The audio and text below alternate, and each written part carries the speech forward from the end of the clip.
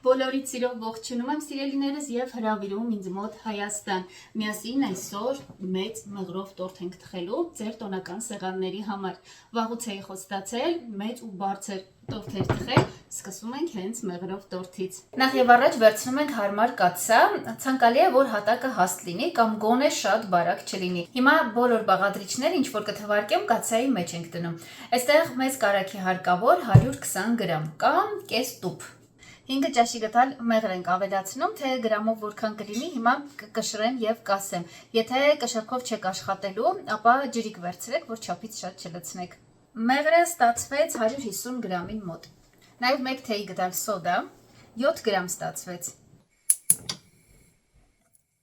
Նշեմ նաև, որ չանհանգստանաք հանկարծ, այն սոդան, որ հիմա ավելացրինք, խմորը բարձրացնելու համար չէ։ Այս ընթացքում իհարկե եւ թթվայնությունից եւ տաքությունից քայքայվելու է ու մարվելու է։ Իսկ խմորը բարձրացնելու համար ամենավերջում ենք ավելացնելու ալյուրի հետ։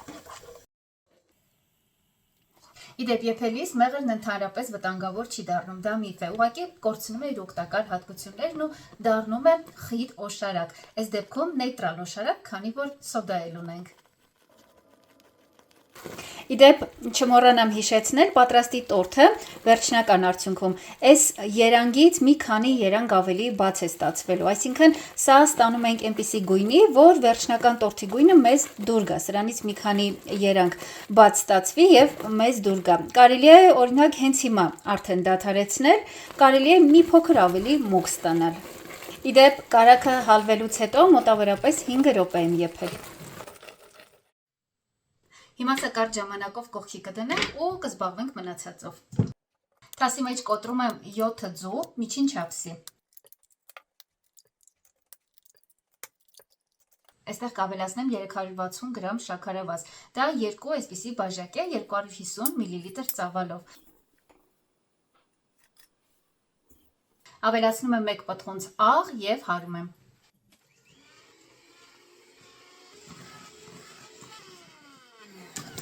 Հարում ենք մինչև այսպիսի թեթև զանգված ստացվի ու ծավալով մեծանա։ Շաքարն ամբողջությամբ չի լուծվելու, մատներով երբ շոշափեք կզգաք, բայց հատիկներն արդեն մանր կլինեն։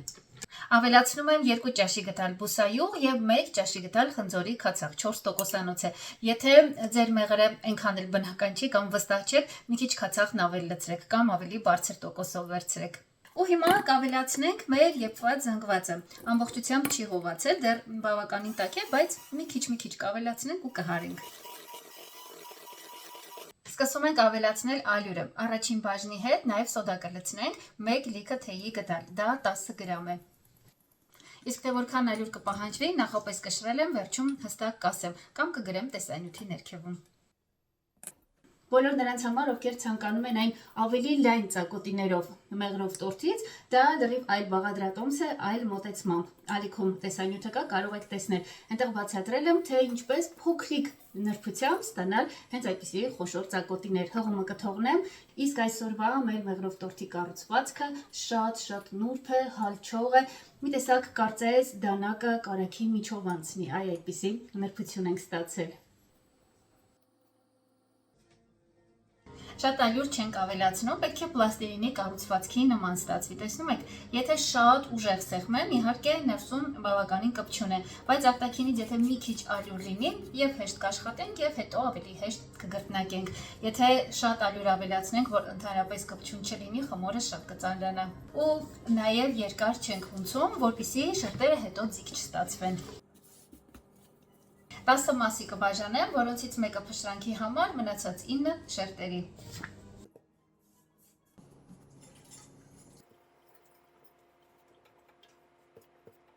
Յուրաքանչյուր գնդի քաշը 190 գրամ է։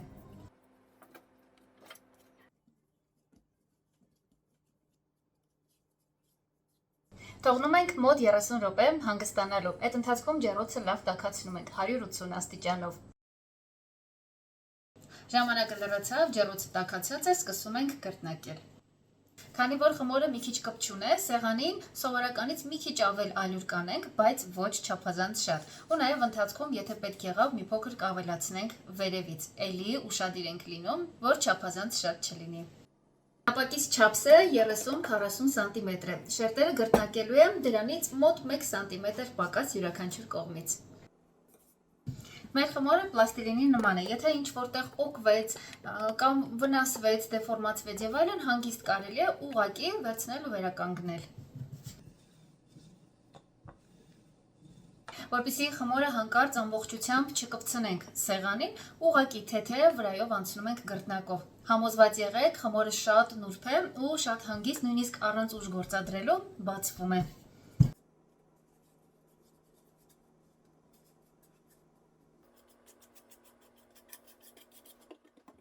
Պատառաքաղով ծակծկում ենք ու ուղիղ ջեռոց է։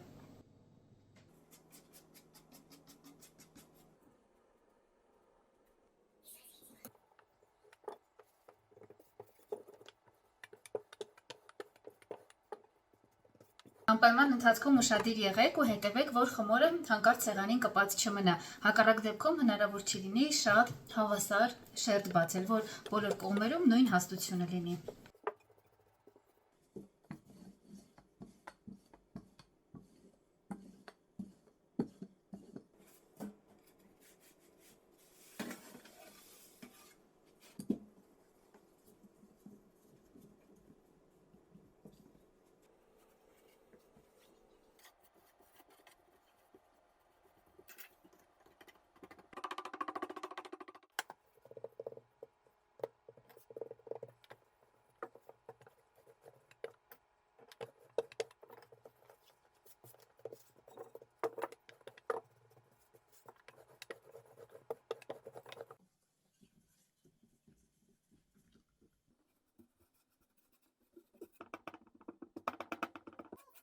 Ահա այսպիսի շերտեր ստացանք, յուրաքանչյուրը թխվում է 4.5-ից 5 րոպեվա ընթացքում, դուք հետևեք, կախված է ձեր ջեռոցից։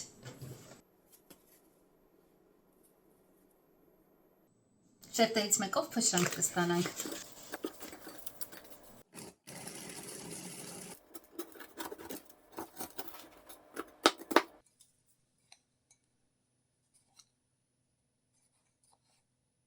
Արդեն կրեմի ժամանակն է։ Մեզ եփովի կրեմ է հարկավոր, մինչև աշխատանքը սկսել արդեն պատրաստել եմ, որպեսզի կրեմը հասցնի լիարժեք հովանալ, առանց սառնարանի, սենյակային ջերմաստիճանում։ Քանի որ պատրաստման ընթացքը շատ մանրամասն բազմաթիվ տեսանյութերում նկարագրել եմ, այս տեսանյութը չծանրաբեռնեցի։ Ես ձեզ հղումը կթողնեմ, կարող եք տեսնել ու կրկնել նույնությամբ։ Ստացվում է շատ նուրբ կառուցվածքով կրեմ, որի համը խտացրած կաթին շատ նման է։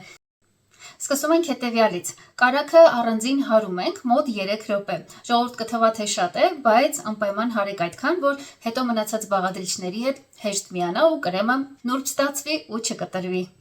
Մեր կարագը չափազանց փափուկ չէ, տեսեք, հենց կարագը հարեցինք, աստիճանաբար ավելացնում ենք մնացած բաղադրիչները, բայց ոչ միանգամից, մաս, քիչ։ Ու շատ կարևոր է, որ բոլոր բաղադրիչները լինեն սենյակային ջերմաստիճանի։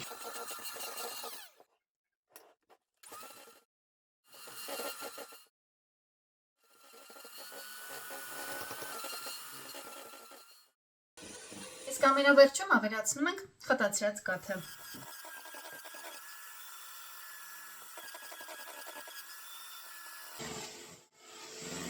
Հավաքում ենք մեր տորթը, ինչպես միշտ, շերտ, կրեմ, շերտ եւ այդպես մինչև վերջ։